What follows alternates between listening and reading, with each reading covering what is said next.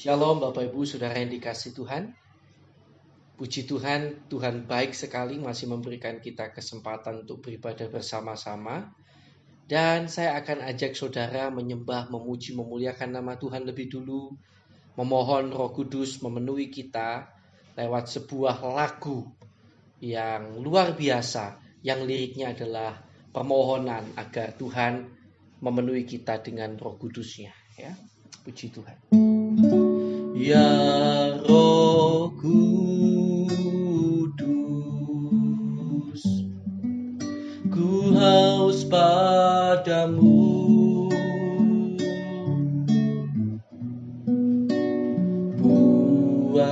Puaskan sekarang kerinduanku.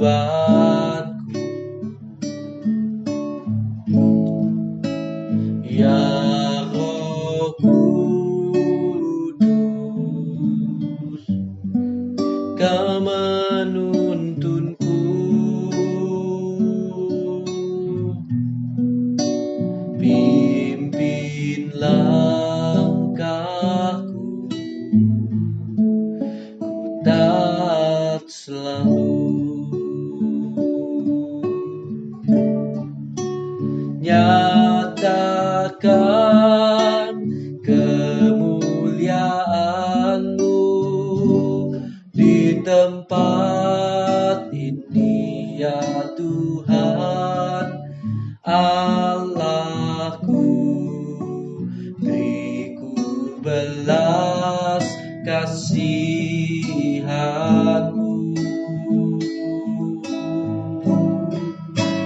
Bangkitkan Roh-Mu di dalamku, nyatakan kuasa nama-Mu. Yesuslah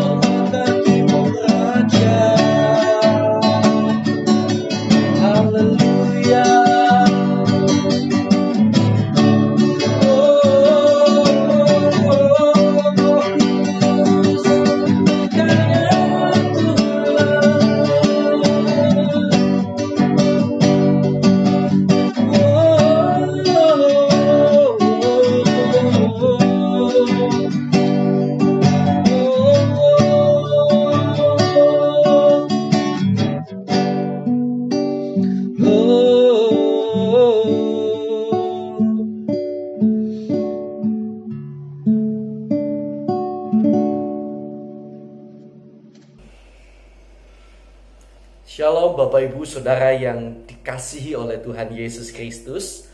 Kita masih akan belajar bersama tentang kebenaran firman hari ini. Kita akan mempergunakan kesempatan yang Tuhan berikan kepada kita dengan sebaik-baiknya untuk terus mencari kerajaan Allah dan kebenarannya. Karena kita tidak tahu kapan kita akan dipanggil Tuhan. Semoga kita akan mempergunakan setiap detik waktu kehidupan kita dengan sebaik-baiknya untuk datang kepada Tuhan, untuk lebih memperbaiki diri kita semakin berkenan di hadapan Tuhan. Mari kita akan berdoa bersama-sama lebih dulu. Terima kasih Tuhan buat kesempatan yang luar biasa yang Tuhan berikan kepada kami, sehingga kami akan bersama-sama boleh belajar kebenaran firman. Kiranya Tuhan mengurapi kami dengan kuat kuasa Roh Kudus. Kiranya Tuhan menolong kami. Kiranya Tuhan menyertai kami. Kiranya Tuhan menolong kami benar-benar baik hamba-Mu yang menyampaikan firman maupun sidang jemaat yang mendengarkan firman, agar kami bukan hanya mampu menjadi pendengar, tapi mampu mengerti, bahkan sampai pada titik mampu melakukan firman. Kiranya Tuhan yang menolong kami. Roh Kudus, kiranya Engkau bekerja. Dalam nama Tuhan Yesus Kristus, haleluya, amin. Puji Tuhan. Bapak Ibu Saudara yang dikasihi Tuhan, kita belajar banyak sudah ya tentang hidup kebenaran yang lebih benar daripada ahli Taurat dan orang-orang Farisi. Kita sudah belajar juga tentang hal menghakimi. Kalau orang-orang Farisi, ahli Taurat pada zaman itu, mereka menghakimi orang menurut hukum Taurat. Mereka berpegang pada hukum Taurat. Berdasarkan keadilan, mereka menghakimi orang. Dengan begitu rupa, kita telah diajarkan oleh firman Tuhan agar kita tidak menjadi seperti mereka, tidak cepat-cepat menghakimi, tidak mudah-mudah menghakimi. Kalaupun terpaksa kita harus menghakimi, kita harus melakukan penelitian yang mendalam sampai kita tahu betul-betul, bukan sepintas lalu, tetapi betul-betul kita tahu, agar kita tidak sampai salah mengambil keputusan. Dan juga jangan sampai kita pun berada dalam dosa atau kesalahan yang sama dengan orang yang sedang kita hakimi, atau dengan dosa yang sedang kita harus hakimi itu ya.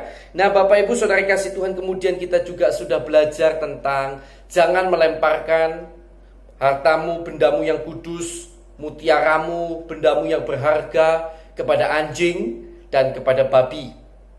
Dan kita sedikit sudah belajar tentang siapa anjing, siapa babi. Itulah guru-guru palsu, orang-orang yang mengajarkan firman, orang-orang yang sudah pada titik bagus sebetulnya memperkatakan firman, tetapi sayang hidup mereka sendiri sangat berada di dalam kecemaran. Itulah kata firman Tuhan yang dimaksud dengan anjing-anjing dan babi ya. Dan semoga kita tidak termasuk orang-orang yang ada di dalamnya. Dan kita harus memahami siapa orang-orang ini, siapa yang disebut anjing, siapa yang disebut babi ini. Kita harus bisa bedakan agar kita jangan dekat-dekat dengan mereka ya, jangan bergaul dengan mereka. Karena kalau kita salah bergaul dengan mereka, bisa jadi mereka akan mengkamiri hidup kita ya. Mereka akan mempengaruhi hidup kita ke arah yang buruk, ataupun kata firman Tuhan berbalik dan menyerang kita. Jadi bukan berarti saudara tidak boleh menilai, tetapi jangan menghakimi. Menilai itu boleh, tetapi menjatuhkan hukuman itu jangan secepat mungkin ya. Harus kita berpikir 1000 kali sebelum kita menjatuhkan hukuman. Kita harus meneliti sebaik mungkin, dan kita pun jangan sampai berada pada posisi yang sama dengan orang yang kita hakimi. Nah Bapak Ibu Saudara kasih Tuhan, kita sudah sampai hari ini pada Matius pasal yang ke-7. Matius pasal yang ke-7 ayat yang ke-7 mulai. Mintalah maka akan diberikan kepadamu. Carilah maka kamu akan mendapat. Ketoklah maka pintu akan dibukakan bagimu. Saudara lihat di sini, minta berarti ada sebuah tindakan yang harus kita kerjakan. Ya, jadi bukan hanya diam saja, tetapi proaktif. Meminta, mencari, mengetok. Tindakan yang proaktif. bukan tindakan yang pasif sekali lagi, tapi proaktif. Ketika saudara proaktif meminta, mencari, mengetok, maka saudara akan mendapatkan, ya, saudara akan dibukakan pintu, saudara akan diberi. Nah, ayat yang ke-8. Karena setiap orang yang meminta menerima, dan setiap orang yang mencari mendapat, dan setiap orang yang mengetok baginya pintu dibukakan. Sekali lagi, ada tindakan proaktif. Kita lihat di sini, ya, proaktif. Perhatikan kata-kata ini, artinya tindakannya aktif, ya. Kemudian ayat 9, adakah seorang daripadamu yang memberikan batu kepada anaknya jika ia meminta roti? Adakah seorang daripadamu yang memberi batu kepada anaknya jika ia meminta roti? Ini tentu sebuah pertanyaan yang jawabnya sudah pasti. Secara umum tidak ada bapak yang memberi batu kepada anaknya jika anaknya minta roti, atau memberi ular jika ia meminta ikan. Ya, jadi tidak mungkin memberi yang jahat kalau anak itu meminta yang baik. Perhatikan. Nah, perhatikan ayat 11. Jadi jika kamu yang jahat tahu memberi pemberian yang baik kepada anak-anakmu, orang dunia ini yang jahat tahu memberi pemberian yang baik kepada anak-anakmu, apalagi Bapamu yang di surga, ia akan memberikan yang baik kepada mereka yang meminta kepadanya. Mari kita bersama katakan amin. Bapak, Ibu, Saudara yang dikasihi Tuhan, ya, hari ini kita belajar tentang hidup kebenaran yang lebih benar daripada ahli Taurat dan orang Farisi. Apa maksudnya di sini? Nah, meminta yang baik. Perhatikan ayat 11. Ia akan memberikan yang baik kepada mereka yang meminta kepadanya. Mari kita berpikir sejenak supaya kita memahami ayat ini dengan benar. Berarti yang baik ini menurut yang meminta atau menurut pendapat yang diminta. Perhatikan baik-baik. Ia akan memberikan yang baik kepada mereka yang meminta kepadanya. Berarti penilaian tentang apa yang baik itu berdasarkan orang yang meminta atau berdasarkan orang yang diminta. Tadi contohnya, bapak manakah di antara kamu yang memberikan batu ketika anaknya minta roti, atau ular ketika anaknya minta ikan? Karena menurut bapak yang diminta baik yaitu roti, tidak masalah. Karena yang diminta adalah ikan, tidak masalah. Tapi pertanyaannya, bagaimana kalau anak itu meminta ular? Bagaimana bila anak itu meminta kalajengking? Apakah itu dipandang baik oleh ayahnya? Nah, Bapak, Ibu, Saudara kasih Tuhan, dan kemudian apakah ayahnya akan memberikan? Jadi sekali lagi, yang baik ini bukan sebenarnya menurut yang meminta, tetapi menurut yang diminta. Ketika kita berdoa, kita meminta kepada Tuhan. Pertanyaannya adalah, apakah yang kita minta adalah baik menurut Tuhan atau tidak? Kalau permintaan kita menurut Tuhan itu baik, pasti akan Tuhan berikan. Amin. Tetapi kalau permintaan kita menurut kita baik, tetapi menurut Tuhan tidak baik, tidak akan Tuhan berikan. Saudara yang dikasihi Tuhan, saya harus mengajarkan kebenaran dengan sepenuhnya kepada saudara. Maaf, saya harus berkata seperti ini, bahwa belum tentu kesehatan dan hidup tanpa masalah bagi saudara yang mungkin sehari ini saudara minta adalah hal yang baik di mata Tuhan.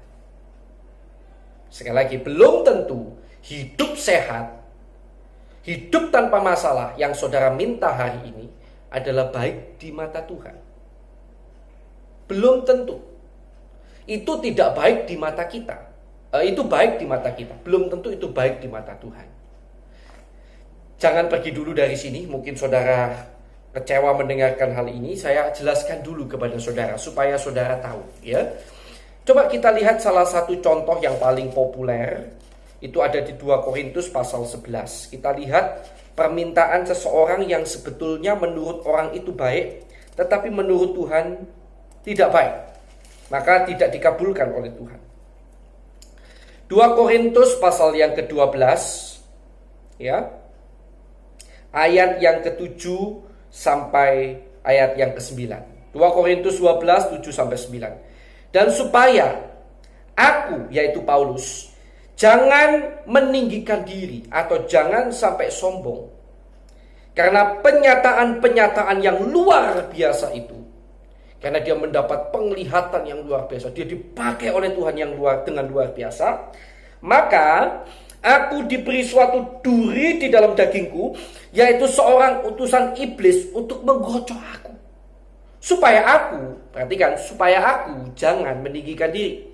Tentang hal itu aku sudah 3 kali berseru kepada Tuhan supaya utusan iblis itu mundur daripadaku. Tetapi jawab Tuhan kepadaku, cukuplah kasih karuniaku bagimu, sebab justru dalam kelemahanlah kuasaku menjadi sempurna. Sebab itu terlebih suka aku bermegah atas kelemahanku, supaya kuasa Kristus turun menaungi aku. Puji Tuhan. Ini salah satu contoh yang sangat populer. Paulus meminta pertolongan Tuhan. Beberapa teolog berkata duri dalam daging ini kemungkinan besar adalah sakit. Beberapa berkata sakit mata, ada yang berkata sakit di punggung. Saya sendiri adalah orang yang berpandangan sakitnya itu di mata. Jadi Paulus ini sakit mata yang terus menyebabkan matanya berair dengan begitu luar biasa. Dan Paulus ingin kesembuhan. Siapa yang gak ingin sembuh dalam keadaan itu? Tetapi tahukah saudara, bahwa ternyata Tuhan yang lebih tahu. Itu lebih tahu siapa Paulus. Justru karena dia cinta pada Paulus, maka dia izinkan duri dalam daging itu tetap ada. Dengan satu tujuan, supaya Paulus tidak meninggikan diri. Itu artinya, daging Paulus itu punya kans besar, itu punya kemungkinan besar sifat meninggikan diri. Dan lebih baik bagi Tuhan diberikan ini, supaya kamu, Paulus, tidak meninggikan diri. Jadi Bapak Ibu Saudara yang kasih Tuhan, apa yang baik itu bagi kita belum tentu dinilai baik oleh Tuhan. Demikian juga masalah yang saudara alami. Pada waktu Yusuf mungkin di dalam penjara, di dalam sumur, saya tidak tahu berapa kali Yusuf berteriak untuk mohon pertolongan Tuhan. Dilepaskan dari penjara dan sumur dan penjara itu. Tetapi Tuhan seolah-olah tidak jawab-jawab, ya pastinya. Begitu lama pasti. Saya yakin Yusuf pasti meminta kepada Tuhan. Siapa sih yang ingin terus di dalam penjara jadi budak, ya. Tetapi saudara kasih Tuhan, Tuhan yang izinkan. Ada rencana Tuhan yang kita tidak tahu. Yang baik bagi Tuhan adalah Yusuf mengalami semua itu, sehingga dia bisa pergi ke Mesir dan dipakai Tuhan untuk menyelamatkan bangsanya. Saudara yang dikasih Tuhan, itulah hidup. Kita manusia hanya melihat 1-2 langkah ke depan. Dan 1-2 langkah ke depan yang kita lihat, kita pertimbangkan itulah. Dari situlah kita menilai apa yang baik menurut kita. Lalu seringkali kita minta kepada Tuhan. Tetapi hari ini ayat firman Tuhan ini menekankan kepada kita, mengajarkan kepada kita sebenarnya, bahwa apa yang baik itu bukan menurut kita, tetapi menurut Tuhan.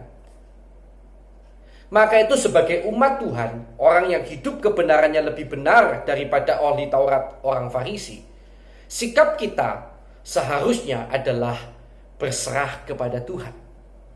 Maksudnya di sini tidak kecewa ketika apa yang kita minta tidak dikerjakan oleh Tuhan. Bahkan kemungkinan Tuhan mengerjakan justru apa yang tidak kita sukai. Tuhan mengizinkan yang terjadi justru yang tidak kita sukai. Pada saat itu kita harus tetap bersyukur. Bukan berarti saudara tidak meminta, tidak mencari. Saya katakan tadi, ingat, ada tindakan proaktif di sana. Kita harus proaktif meminta. Bukankah toh kita tidak tahu di mata Tuhan ini baik atau tidak? Kita tidak tahu kan? Kita meminta kesehatan, apakah di mata Tuhan itu baik atau tidak? Kita tidak tahu. Maka kita proaktif saja sebagai anak meminta. Dan setelah meminta, percayalah kepada Bapa. Kalau sampai Bapa tidak izinkan, bahkan berikan yang lain, bersyukur. Itu yang namanya iman, itu yang namanya percaya kepada Tuhan. Tetap minta, tapi kalau tidak dituruti, kita percaya bahwa Bapak tahu yang terbaik kok buat saya. Itu iman, Bapak Ibu. Iman itu bukan bicara tentang apa yang kita inginkan, ya. Lalu kita inginkan tuh kita minta dengan sungguh-sungguh. Itu bagus, tetapi kemudian ketika tidak Tuhan turuti, bagaimana sikap kita? Apakah kita bisa menerima atau kita marah terhadap Tuhan? Kalau kita marah terhadap Tuhan, berarti pada waktu kita meminta itu bukan iman. Itu kita memaksa Tuhan. Kalau kita beriman kepada Tuhan, ketika kita meminta dengan sungguh-sungguh dan tidak dikerjakan oleh Tuhan, bahkan Tuhan mengerjakan yang sebaliknya, kita tetap percaya bahwa Tuhan tahu yang terbaik bagi kita. Bisa dipahami di sini ya saudara yang kasih Tuhan. Nah saudara, ayat di dalam Matius pasal 7 tadi ada padanannya. Jadi ada kisah lain yang menceritakan yang sama, yang mana di dalam Injil lain ini, dalam kisah yang lain, dalam Injil lain, dalam kisah yang sama di Injil lain itu ada sesuatu yang lebih lengkap daripada penulisan di Injil Matius. Di sana akan diberikan petunjuk tentang apa yang baik yang dimaksud oleh Tuhan untuk diminta seharusnya. Dan itu ditulis di dalam Lukas 11 ayat 9 sampai 13. Oleh karena itu aku berkata kepadamu, mintalah maka akan diberikan kepadamu, carilah maka kamu akan mendapat, ketoklah maka pintu akan dibukakan bagimu. Karena setiap orang yang meminta menerima, dan setiap orang yang mencari mendapat, dan setiap orang yang mengetok baginya pintu dibukakan. Bapa manakah di antara kamu jika anaknya minta ikan daripadanya akan memberikan ular kepada anaknya itu ganti ikan? Atau jika ia minta telur akan memberikan kepadanya kalajengking? Jadi jika kamu yang jahat tahu memberi pemberian yang baik kepada anak-anakmu, perhatikan di sini, apalagi Bapamu yang di surga. Nah, tadi kita lihatnya hanya sampai di situ di kitab Matius ya, kira-kira. Tapi di Lukas ada lanjutannya. Ia akan memberikan Roh Kudus kepada mereka yang meminta kepadanya. Jadi yang baik, yang pasti Tuhan akan beri ketika saudara minta. Yang boleh saudara minta dengan berulang-ulang. Ya, kita sudah belajar tentang doa bertele-tele. Yang jangan bertele-tele itu adalah berdoa untuk diri saudara, untuk kepentingan jasmani saudara. Kalau untuk orang lain tidak apa-apa. Untuk memuliakan Tuhan tidak apa-apa. Kalau untuk kebutuhan rohani saudara, tidak apa-apa saudara berulang-ulang. Yang jangan saudara ulang-ulang adalah doa untuk kepentingan pribadi jasmani saudara. Kenapa? Karena yang jasmani itu mudah bagi Tuhan. Yang jasmani itu kecil sekali buat Tuhan. Jangan minta yang jasmani berulang-ulang. Tuhan pasti akan sediakan keperluan saudara. Ya. Kalau untuk yang lain tidak apa-apa. Untuk rohani, nah minta Roh Kudus. Saudara boleh ulang-ulang doa. Saudara boleh minta. Tindakan meminta itu kan tindakan yang berulang-ulang. Mencari itu kan tindakan yang proaktif terus. Mengetok. 1 kali ketok belum bukakan, 2 kali terus ketok. Ada tindakan yang berulang-ulang. Dan itu bicara saudara berulang-ulang sebetulnya meminta Roh Allah memenuhi hidup kita. Roh Kudus memenuhi hidup kita. Well, saudara harus tahu bahwa banyak pendeta berbicara tentang berkat Abraham. Tetapi saya hari ini mau memberikan pengetahuan tambahan kepada saudara bahwa sebenarnya berkat Abraham yang dituliskan di dalam Alkitab itu tidak seperti yang saudara pikirkan, yaitu berkat jasmani, tetapi sebetulnya adalah Roh Kudus. Ya, Galatia pasal 3 ayat 14. Saya akan buktikan ayatnya supaya saudara paham. Galatia 3 ayat 14. Yesus Kristus telah membuat ini supaya di dalam Dia berkat Abraham sampai kepada bangsa-bangsa lain, sehingga oleh iman kita menerima apa? Roh Kudus, ya, roh yang telah dijanjikan itu. Aduh. Saudara kasih Tuhan, kalau saudara tidak mengerti firman, saudara jarang baca firman, saudara jarang bersekutu dengan Tuhan, saudara tidak akan mengerti betapa luar biasanya kata-kata ini. Mengapa berkat Abraham bukan bicara harta duniawi, tetapi difokuskan lebih dulu tentang Roh Kudus. Saudara, kalau saudara pernah merasakan nikmatnya setiap hari berhubungan erat dengan Tuhan, baik dalam doa, pujian, penyembahan, saudara akan tahu bahwa sesungguhnya memang Roh Kudus itu sesuatu yang luar biasa. Hidup yang dipenuhi Roh Kudus itu sesuatu yang luar biasa. Saudara, kalau berkat jasmani, itu hanya membuat saudara senang semata. Dan berapa banyak, saudara lihat berapa banyak orang-orang kaya yang tidak pernah puas dengan kekayaan. Mungkin saudara berkata, nanti kalau saya kaya saya tidak seperti mereka kok. Mereka itu kan bodoh. Hei, belum tentu. Belum tentu. Ketika nanti saudara kaya, saudara akan tahu perasaan mereka. Betapa uang itu ternyata tidak bisa memuaskan dan harus cari lagi, cari lagi. Tidak ada rasa tenang di hati. Takut ini, takut itu, dan lain sebagainya. Apakah kebahagiaan itu betul-betul ada? Belum tentu, Bapak Ibu Saudara kasih Tuhan. Kebahagiaan sejati adalah ketika Roh Kudus memenuhi saudara. Di sana saudara akan merasakan damai sejahtera di tengah kondisi apapun. Bukankah yang penting kita merasa damai sejahtera, kita merasa bahagia? Bukankah itulah yang menyebabkan kita mungkin banyak orang mencari uang? Kenapa? Karena ingin bahagia. Roh Kudus akan memberikan hal itu semua. Mengalirkan kebahagiaan yang terkira dalam hati saudara. Mengalirkan damai sejahtera, ketenangan. Bukankah beberapa orang dari antara saudara juga mencari uang demi mendapatkan ketenangan karena takut akan masa depan? Ketika Roh Kudus memenuhi saudara, hidup saudara akan berubah. Ada ketenangan yang tidak terkatakan. Ada damai sejahtera yang tidak terkatakan. Karena itu janji Bapa, hal yang baik yang Tuhan mau kita minta berulang-ulang, itu ternyata bukan bicara berkat duniawi, jasmani. Maksudnya hal duniawi, bukan. Tetapi terutama Roh Kudus.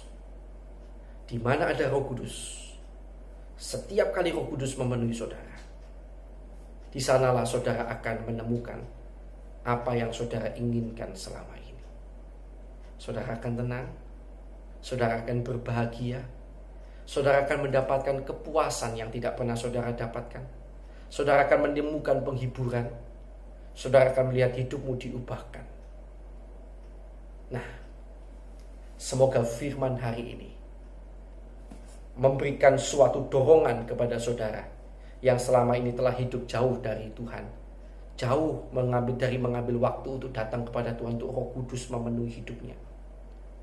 Dan bagi saudara yang selama ini sudah melakukan itu, semoga khotbah ini menguatkan saudara untuk melakukannya lebih dan lebih lagi.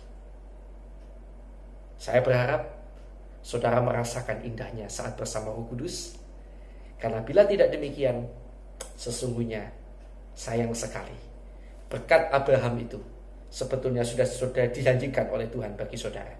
Terimalah, hiduplah dalam kepenuhan Roh Kudus setiap waktu. Dan kau akan lihat betapa indahnya hidupmu. Betapa Tuhan menuntun jalan hidupmu. Kau tidak akan khawatir lagi. Kau tidak perlu bimbang, kau tidak perlu bingung. Karena kau punya Tuhan yang besar. Nah, kiranya Tuhan Yesus memberkati saudara. Mari kita akan datang bersama kepada Tuhan. Haleluya. Thank you Jesus. Terima kasih Tuhan buat kesempatan hari ini kami boleh belajar firman. Kiranya Tuhan akan menolong kami, sehingga kami senantiasa mau mengambil waktu untuk meminta yang baik kepada Tuhan, yaitu Roh Kudus-Mu. Ya Roh Kudus, penuhi kami, penuhi kami, penuhi kami, penuhi kami, sampai benar-benar hidupmu ada dalam hidup kami. Kami semakin berkurang, Engkau semakin bertambah. Kiranya Tuhan memenuhi kami dengan kuat kuasa Roh Kudus. Berkati semua sidang jemaat-Mu yang mendengarkan renungan hari ini. Kiranya kuat kuasa yang limpah dari Roh Kudus melimpah juga dalam hidup mereka. Dalam nama Tuhan Yesus Kristus. Haleluya. Amin. Tuhan Yesus memberkati saudara.